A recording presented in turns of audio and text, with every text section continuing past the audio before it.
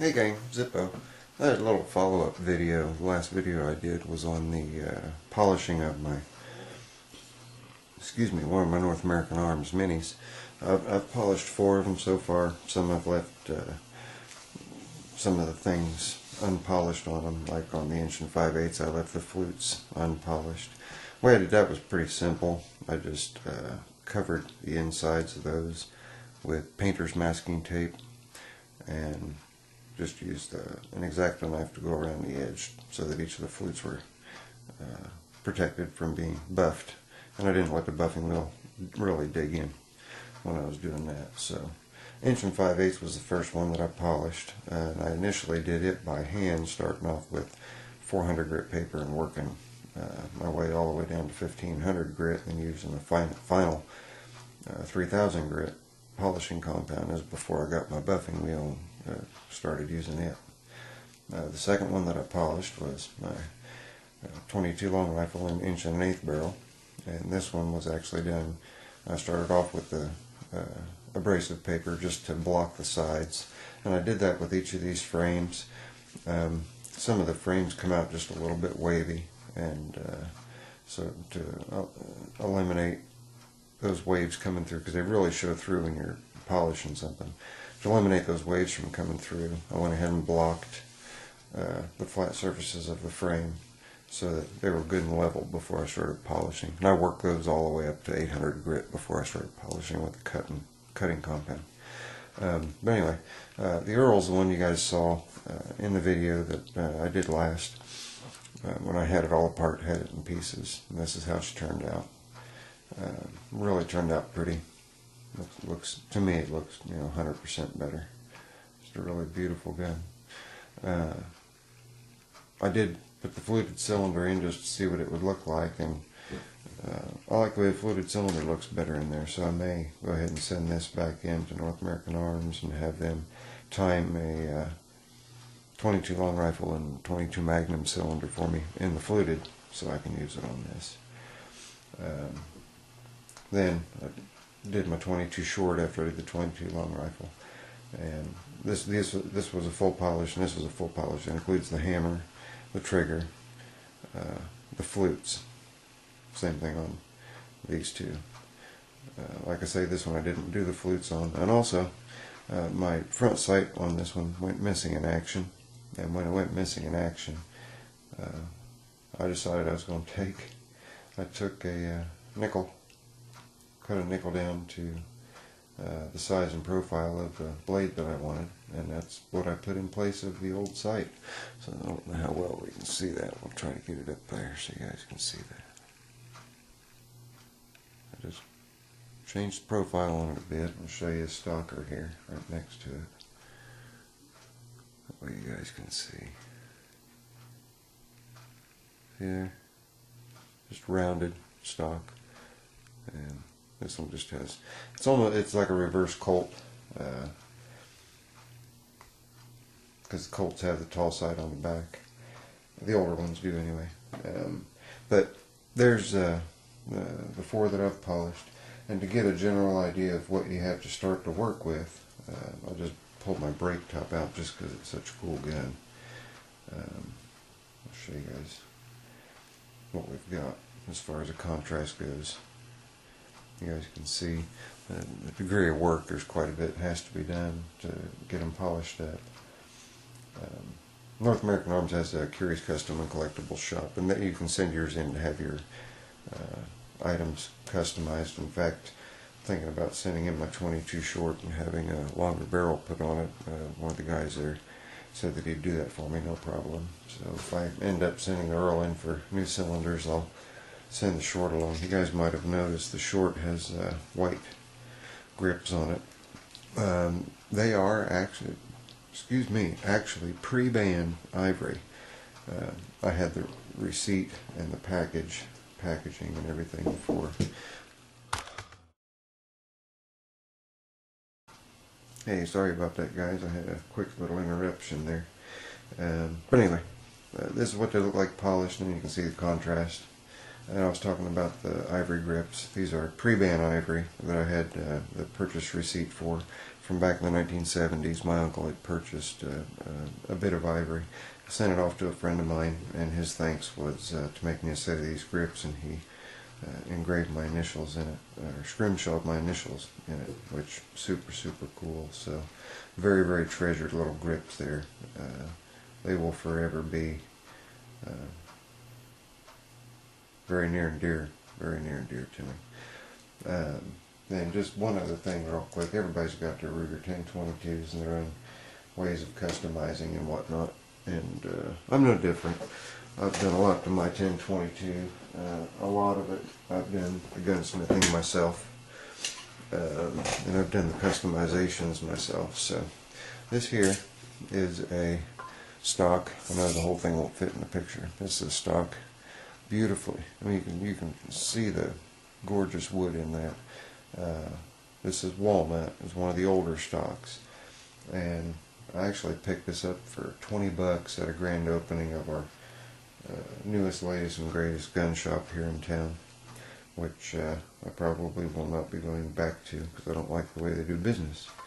But at any rate, this walnut stock I got for $20, and the birch stock just got tossed back in a corner. Well, I decided to do a little bit of work on the birch stock, and I've pretty well finished it up.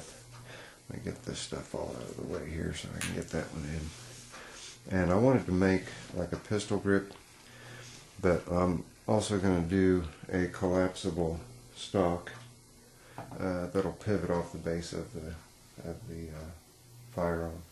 So let's get her in the picture here.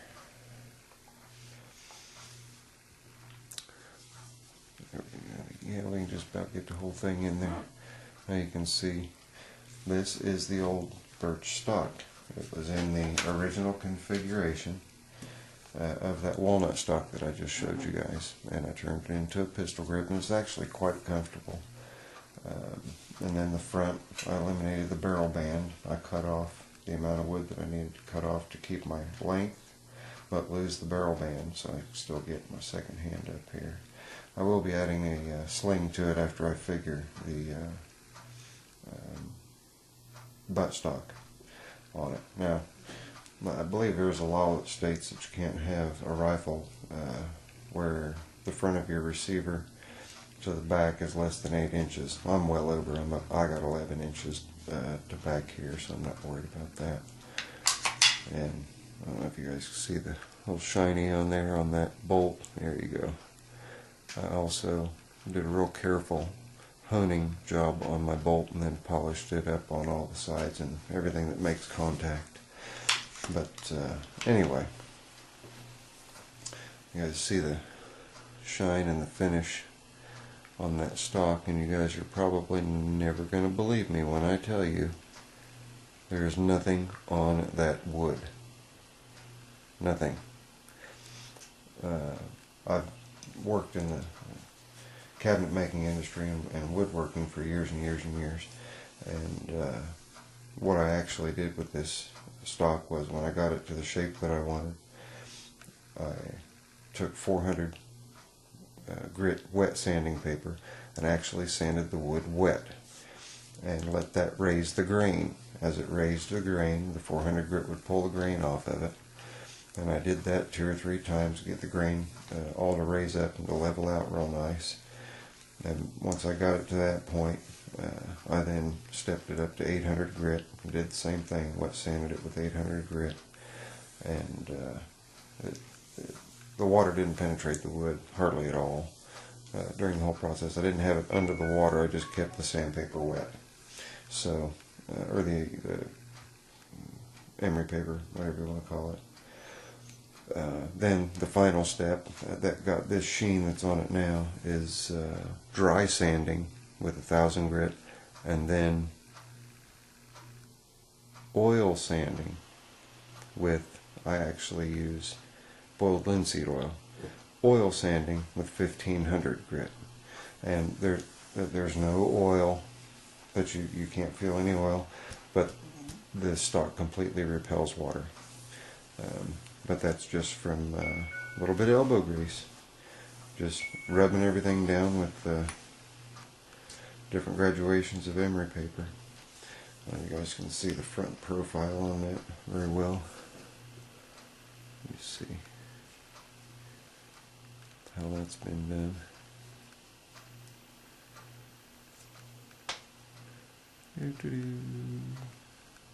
Kind of neat and nifty. So anyway, you guys are probably going to tell me that I'm a liar about the finish on that, but I've done that with wood products for years. And that always turns out real nice. So if you're wanting to take a gun stock that's got some bumps, dings, scrapes, scratches, bumps, and bruises on it, you can go through that process that I did. You can sand everything down with 220 to get all of your nicks and whatnot out, round your edges, whatever you want to do. Like I rounded this radius, these edges up here, just to smooth it out. But 220. After 220, you're going to drop your 400. Start your wet sanding processes. 400. If you want to go from 4 to 6 to 8, that's fine. 400, 600, 800, or just 400 to 800. I found works just fine anyway. You're raising the grain with the moisture. As you're raising the grain, the abrasive paper is taking the grain that you're raising off of the wood. Then, like I said, I went to 1,000, then 1,500 grit. The 1,500 grit was another wet sand, but it was a wet sand with boiled linseed oil, not a wet sand with water. And that just helps seal it. I can drop water on it, it just beads and rolls right off of it. And that's the natural birch wood. You know, I think if Ruger would not put that mousy brown stained color on their rifles, that they would be a whole lot better off, because the figuring on this wood with all of the brown stain removed is nice. I mean, it's a nice, good, even, straight grain, pretty grain. In fact, down here at the pistol grip, you can see we've got a little bit of color changes going on down here.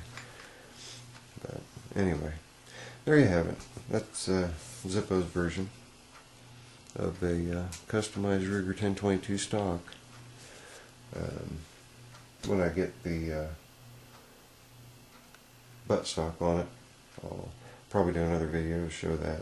It's going to have a black steel rod that's going to go back into the original butt plate that I still have, the section that I cut off here, and it'll still have a cheek rest pad contoured in it. I can show you a picture. I've got it kind of roughed out here. Let's see if this picture shows up very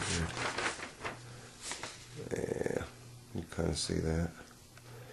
You see how I've got the stock configured back there. That's so that I can get, have your cheek on it, left or right-handed. I want to keep it ambidextrous because my daughter likes shooting it too. But anyway, this is Zippo. Burnt your guys' ears and eyes off long enough. I'll watch y'all later. I'm out.